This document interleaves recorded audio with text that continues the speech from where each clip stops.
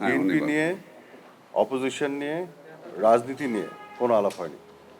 সত্যি কথা বলতে যেটা, এটা একটা ঘরোয়া পরিবেশে, খুবই হৃদ্যতাপূর্ণ পরিবেশে একেবারে ইনফর্মাল ক্যাজুয়াল ডিসকাশন হয়েছে।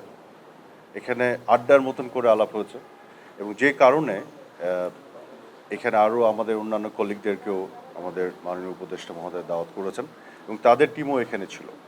এবং মূল জিনিসটি যেটা হয়েছে, খুবই চমৎকার একটা এনভায়রনমেন্টে ডিসকাশন হয়েছে, আলাপ হয়েছে এবং তাদের দিক থেকে বিএনপি, রাজনীতি, হিউম্যান রাইটস, ডেমোক্রেসি, নির্বাচন, এগুলো কোনো কিছু নিয়ে কোনো কথা তারা তোলেনি, কোনো আলাপ হয়নি।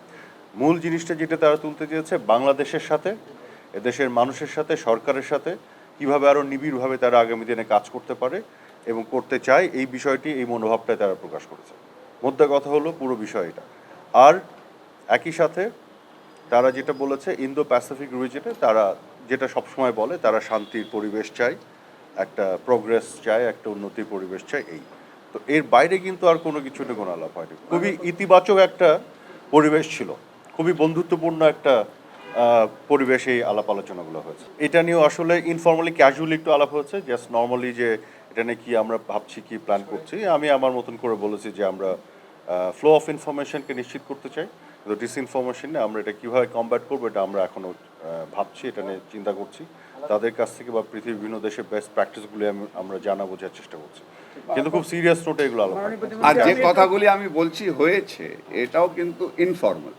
একটা হয় না যে ফর্মাল এজেন্ডা আছে, এই পয়েন্ট এই পয়েন্ট এই পয়েন্ট, ও ধরনের কথা হয় না। আমরা ক্যাজুয়ালি যেটা মানে প্রতিমন্ত্রী বলেছেন, আমরা একটা আড্ডার মতনই বলতে পারি, ওরা ফ্রেন্ডলি একটা পরিবেশে ওদের ডিনার টেবিলে আমরা বসে যখন তো এই ইস্যু রেস করে, ওই ইস্যু রেস করে, তখন আমরা এরকম ডিসকাশন করি। সবাই যখন জোয়ারে গা ভাসায়, কেউ কেউ শির দাঁড়া সোজা করে ঘুরে দাঁড়ায়।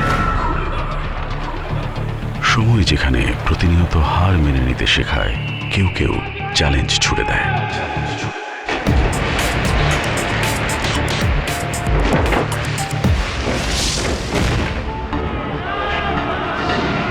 পক্ষপাতের ভিড়ে আজ থেকে কোনো পক্ষ নয়, খবর হবে নিরপেক্ষ।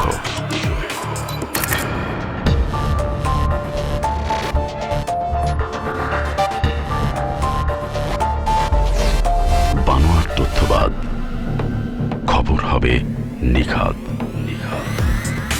ভেঙে গুজবের শিক, খবর হবে নির্ভীক।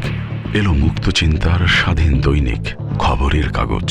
এখন খবর হবে নিখাত, নির্ভীক, নিরপেক্ষ।